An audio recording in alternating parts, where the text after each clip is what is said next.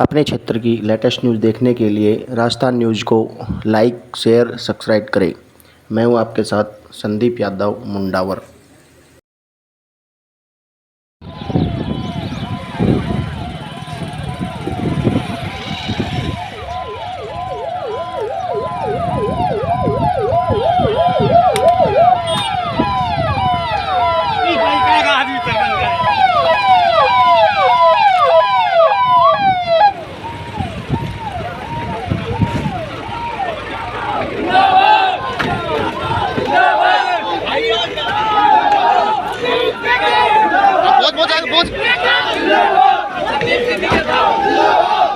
पंडित जी गाड़ी थी।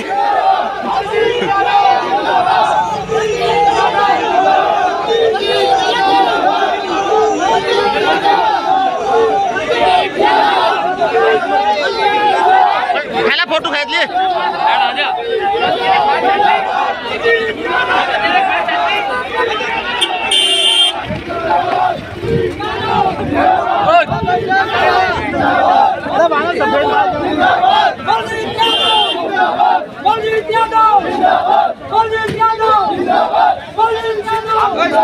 फोटो खींच लिए। चलो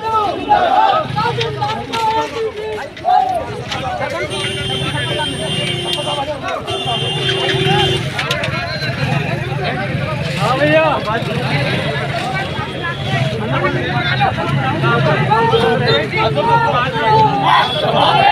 फोटो खींच ली। फोटो हम तुम्हारे साथ हैं।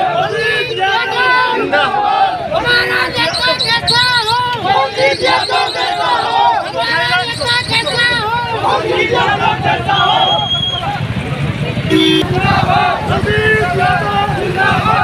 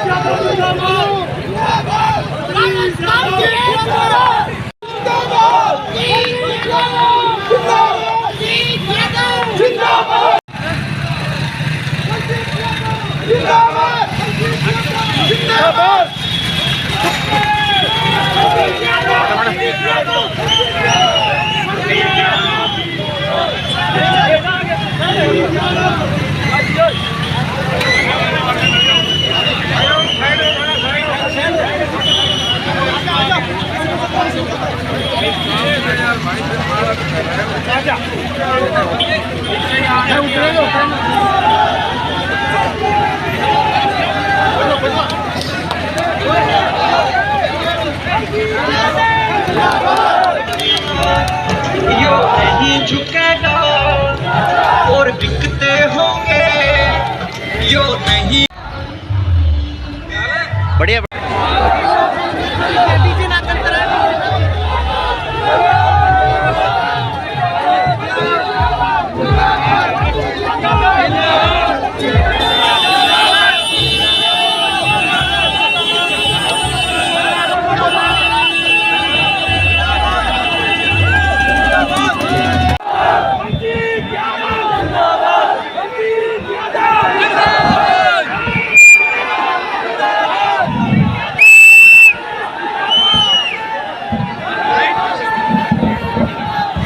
इससे नीचे उतार दो, ज़्यादा भीड़ मत करो।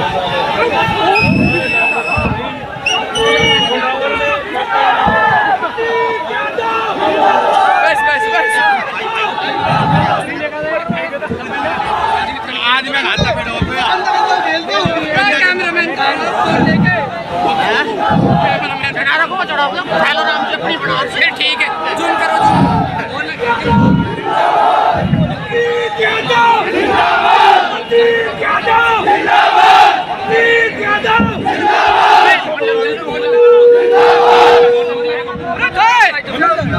हेलो राम जी। हेलो मुंडावर के न्याय प्रिय 36 कौम के लोगों लेगा।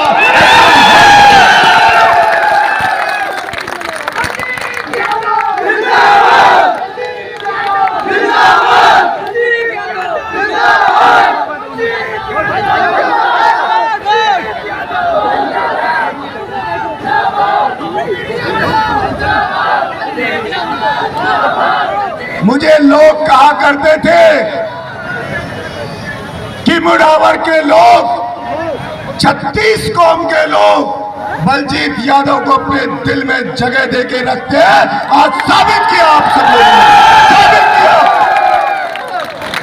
इसके लिए जितना आपका धन्यवाद करूं उतना ही कम है, और मैं इसको हमेशा आपके प्यार को सजो के रखूंगा ताऊं, ये आपको विश्वास दिलाता हूं। और आपके इस प्यार को ब्याज सहित, चक्रवर्ती ब्याज सहित करके वापस आपको लौटाऊंगा, ये आपको वचन।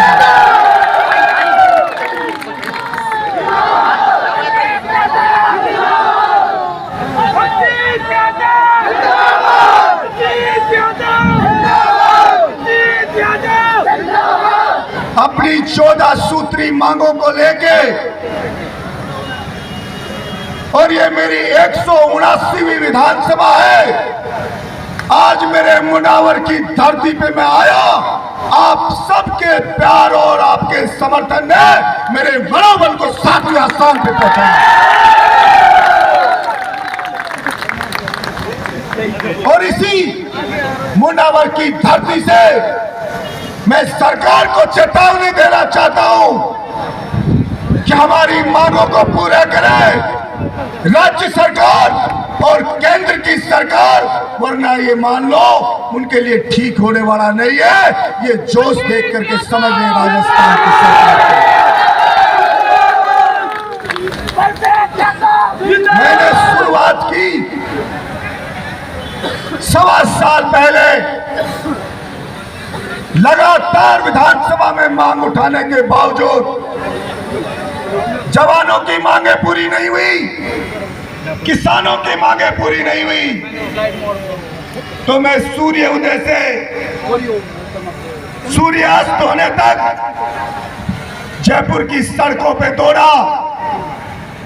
तो मुझे एक पत्रकार ने पूछा कि डॉक्टर कह रहे ये एमएलए मर सकता है, गर्मी में सुबह से शाम नहीं दौड़ा जा सकता। और जब शाम को दौड़ के मेरा मेडिकल हुआ तो डॉक्टर ने कहा एकदम फिट है एमएलए, और भी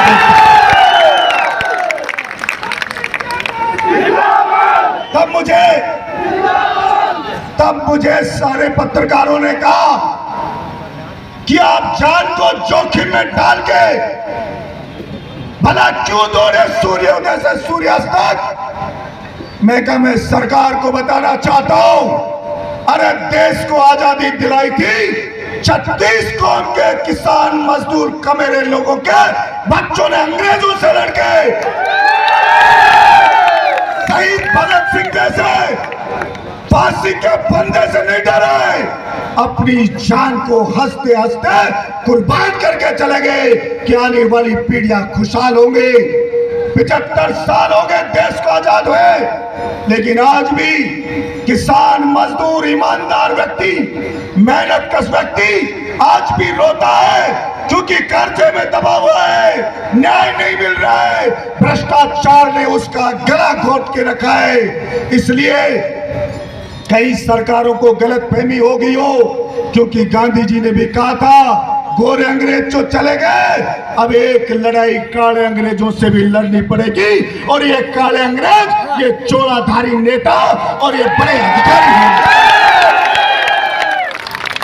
इसलिए मैं सूर्योदय से सूर्यास्त तक दौड़कर सरकार को यह बताना चाहता हूं, हम किसानों के बच्चे कमजोर नहीं है, हमें कमजोर समझने की गलती मत करें। और जब बलजीत यादव एमएलए सूर्योदय से सूर्यास्त तक दौड़ सकता है, तो मेरे 20-20 साल के 22 साल के बच्चे वो तो 100 गुना ज्यादा स्टेमिना मेरे। इसलिए मैंने सरकार को चेतावनी दी थी कि हो सकता है आपका आपस में चोराधारियों से विपक्ष रहा होगा, हमारी मांग को मान लो। किसानों के बच्चों से पहली बार पड़ा पड़ा है, आप समझ लो कि हम जान को जोखिम में डाल के भी अपने हक की मांग को उठा सकते हैं। अगर हमारी मांगे पूरी नहीं हुई तो चोराधारियों तुम्हारी गर्दन पकड़ के उठा के ले जाएंगे। इनकी चोराधारियों की चर्बी इनकी चमड़ी खा खा के माल 75 साल में सूअर के जितनी मोटी हो गई है इन नेताओं की। इसलिए इनके असर गहरी चोट करने से होगा। और मैंने देखा जनता के सीने में आग लगी हुई है।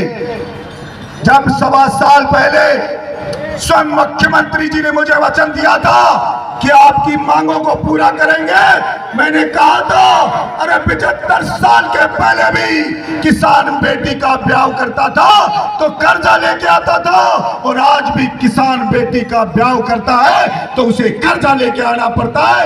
ये किसान की बुरी हालत है, और किसान की फसल का दाम जो नहीं मिलता उसके कारण ये उसकी बुरी हालत है। अमेरिका में जाओ तो अमेरिका में किसान है वो धनाढ्य होता है, पैसे वाला होता है, क्योंकि उसकी फसल का सरकार सही दाम देती है और बिजली पानी की व्यवस्था फ्री करती है। लेकिन हिंदुस्तान में अरे एमएसपी यानी कि मिनिमम सपोर्ट प्राइस, बाजरे की एमएसपी है 2400 रुपया, और बाजरा मार्केट में बिकता है 1200 से 1300 रुपए क्विंटल। आधे रेट पे सरकार एक दाना भी बाजरे का किसान का नहीं खरीदती है एमएसपी के ऊपर भी। और मैंने सरकार से कहा कि 75 साल के बाद भी क्या आप एमएसपी पे ही खरीदोगे, क्या इस एमएसपी से ज्यादा नहीं खरीदोगे? अरे मैंने मांग की सरकार से, मुख्यमंत्री से, अरे एमएसपी जो है इससे दुगनी रेट पे किसान की फसल को खरीदो, तब जाके किसान के घर में खुशियां आएंगी, मजदूर को पूरी मजदूरी मिले। ये छोटे व्यापारी हैं, अब इनके ऊपर भी विदेशी कंपनियां डाका डालने जा रही है। कोई अमेजोन आई है, अभी एक चाइना की, चीन की कंपनी आई है, वो कहते हैं 5 मिनट में कोई सामान मांगो आपके घर पहुंचा देंगे।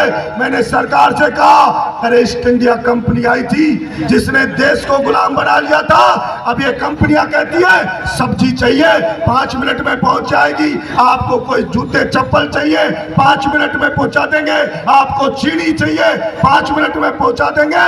अभी तो ये पहुंचाएंगे, लत लगाएंगे, और जब लत लग जाएगी फिर मनमाने रेट पे लूटेंगे और पूरे छोटे छोटे व्यापारी बर्बाद हो जाएंगे।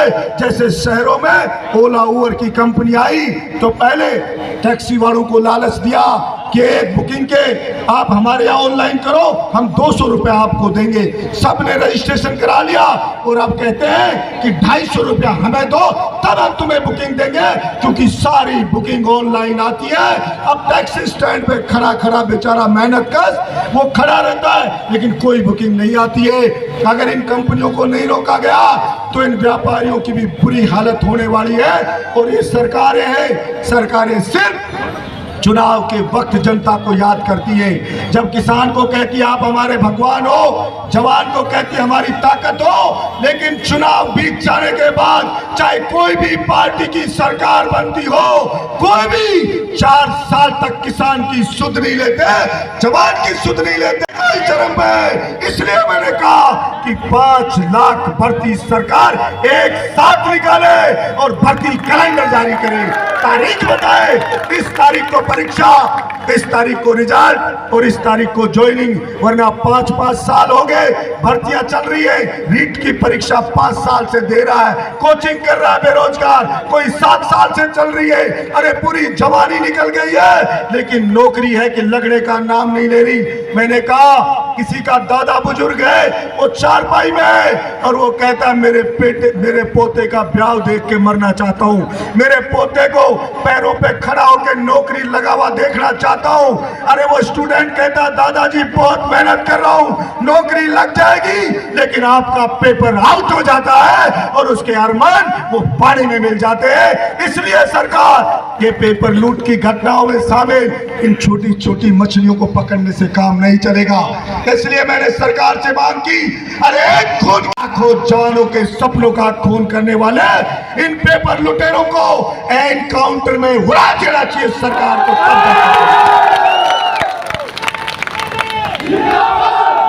हमने सरकार से कहा कि हिंदुस्तान में 22 राज्य ऐसे हो गए जहां राजस्थान के एक भी हमारे भाई की नौकरी नहीं लग रही है। उन राज्यों की सरकारों ने अलग अलग कानून बना के सारी की सारी नौकरियां अपने अपने राज्य के बच्चों के लिए सुरक्षित कर ली है। बिहार सरकार ने कानून बना दिया कि बिहार में सरकारी नौकरी में वही फॉर्म भर सकता है जो बिहार का मूल निवासी हो। मध्य प्रदेश की सरकार ने बना दिया सरकारी भर्ती में वही फॉर्म भरेगा जो मध्य प्रदेश का मूल निवासी हो। महाराष्ट्र की सरकार ने बना दिया कि वही सरकारी भर्ती में आवेदन करेगा जो महाराष्ट्र का निवासी हो। गुजरात सरकार ने बना दिया सरकारी भर्ती में वही आवेदन करेगा जो गुजराती भाषा लिखना बोलना जानता हो। पश्चिमी बंगाल की सरकार ने बना दिया सरकारी भर्ती में वही भाग लेगा जो बंगला भाषा जानता हो लिखना पढ़ना। तमिलनाडु की सरकार ने बना दिया सरकारी नौकरी उसी को मिलेगी जो तमिल भाषा लिखना पढ़ना जानता हो। और मेरे राजस्थान में इन नौजवानों की नौकरियों पे डाका डाला जा रहा है बाहर के प्रदेश के आके। इसलिए मैंने कहा या तो केंद्र की सरकार एक कानून बनाए कि साथ जो भी 22 राज्यों ने कानून बना के दूसरे राज्य के बच्चों को रोका है वो कानून निष्प्रभावी हो। और अगर ऐसा नहीं है तो फिर राजस्थान की सरकार भी एक कानून बनाए कि राजस्थान में जो भी सरकारी भर्ती निकलेगी उसमें 90 से 100% मेरे राजस्थान के बच्चों को। और ये प्राइवेट कंपनियां हैं इनमें 75% स्थानीय जवानों को रोजगार में प्राथमिकता मिलेगी। नींदराड़ा हो भिवाड़ी हो इन सारी कंपनियों में। इसके लिए सरकार कानून बनाए। मुझे स्वयं मुख्यमंत्री जी ने वचन दिया था राज्यसभा का चुनाव आया तो 199 MLA बढ़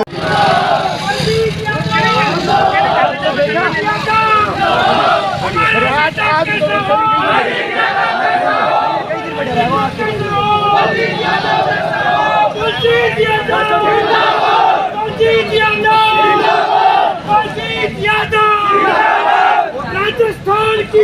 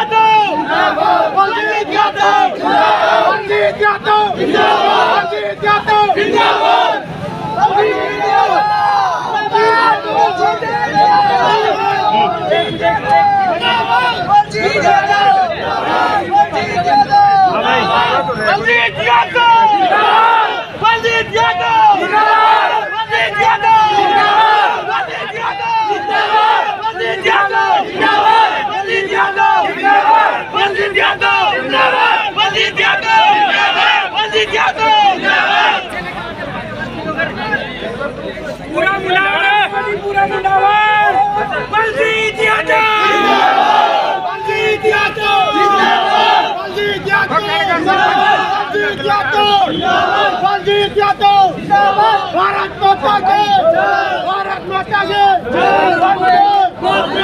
जवान जय किसान जय जवान जय किसान जय जवान जय किसान बलजीत यादव जिंदाबाद जिंदाबाद।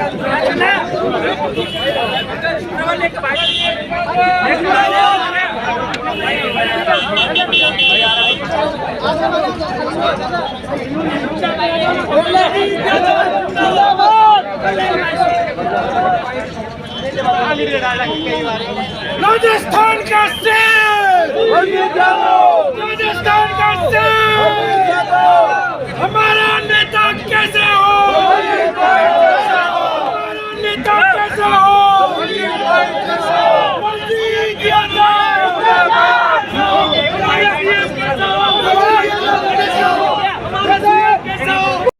चाहते हैं कि माइक आईडी है, किसी भाई को देगी है वो उसे दे दे, डीजे के बाद मुद्दा दे। ये राजस्थान के 36 कौम के युवाओं की मांग है कि मेरे राजस्थान की 8 करोड़ जनता की मांग है। किसान का बुरा हाल है, किसान के बेरोजगार बेटे का बुरा हाल है, इसलिए सरकार तुरंत 5 लाख भर्ती निकाले, भर्ती कैलेंडर जारी करे और पेपर लूट में शामिल हैं जो लोग, ये वैसे छोटी मोटी सजा से रुकने वाले नहीं हैं, ऐसे लोगों का एनकाउंटर करे ताकि इनमें डर पैदा हो और ये पेपर लीक होने वाली घटनाएं ये रुकें। और राजस्थान की सरकार जैसे 22 राज्यों ने कानून बना के सारी नौकरियां अपने अपने स्टेट के लिए रिजर्व कर ली, उसी तरह राजस्थान की सरकार भी एक कानून बनाए कि राजस्थान में जो भी सरकारी भर्ती निकलेगी उसमें 90 से 100% या राजस्थान के बेरोजगारों को नौकरी मिलेगी। प्राइवेट कंपनियों में 75% नौकरियाँ स्थानीय जवानों को दी जाएंगी। इसके लिए कानून बनाए, किसान को उसकी फसल का सही दाम मिले। बाजरा आधा पैदा करता है मेरा राजस्थान पूरे हिंदुस्तान का, MSP 2400 रुपया के लगभग और बाजरा 1200 से 1300 रुपये क्विंटल में बिक रहा होता है। हम भी डाल लेंगे। इसलिए सरकार से मेरी मांग है कि किसान की संपूर्ण फसल को खरीदे और MSP के अलावा उसको एडिशनल उसको पेमेंट सरकार दे, रेट दे, ताकि उसकी दशा सुधर सके। किसान को बिजली, पानी और खाद निःशुल्क मुहैया कराए, भ्रष्टाचार पर लगाम लगाए। हमने जैसे बहरोड से एक मुहिम चालू की है कि जो भी रिश्वतखोर की शिकायत करेगा उसको 51,000 का नगद इनाम दिया जाता है, तो निर्दलीय शुरू कर सकता है। तो सरकार के लिए कौन सा मुश्किल काम है? प्रत्येक विधानसभा के मुख्यालयों पे गरीब बच्चों के लिए निःशुल्क कोचिंग की व्यवस्था करे सरकार, सरकारी स्कूलों की दशा सुधारे और इसी तरह की 3rd ग्रेड टीचर है उनके ट्रांसफ़र खोले, डिस्कॉम वालों के ट्रांसफ़र करे, CHA के साथी हैं उनकी नौकरी बहाली करे, विद्यार्थी जो मित्र हैं उनकी मांगों को पूरा करें। इन्हीं सब 1400 की मांगों को लेके आज मैं मुंडावर की धरती पाया।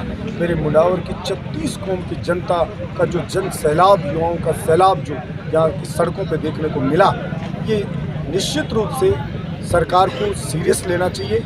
इस जो उत्साही जो सैलाब है उसको अंडरस्टिमेट नहीं करना चाहिए। अभी अलवर के अंदर सम्मेलन हुआ भाजपा का, बड़े बड़े नेता आए लेकिन कुर्सियाँ खाली रही। कांग्रेस की रैली हुई, कुर्सियाँ खाली रही। बड़े बड़े नेता आ रहे हैं, राष्ट्रीय लेवल का आ रहे हैं, प्रदेश के बड़े से बड़े आ रहे हैं और भीड़ नहीं जुट रही है। लोग दावा करते हैं 50-50 हज़ार भीड़ लाने का, लेकिन 500 की भीड़ नहीं आती मुश्किल से, तो जीवन करते हैं तो भी भीड़ नहीं आती है। और यहाँ इस फसल कटाई में, एग्जाम के टाइम में निस्वार्थ भाव से इतना जन सैलाब हर जगह उमड़ा है। 189 की 89 विधानसभा में जन सैलाब उमड़ा है।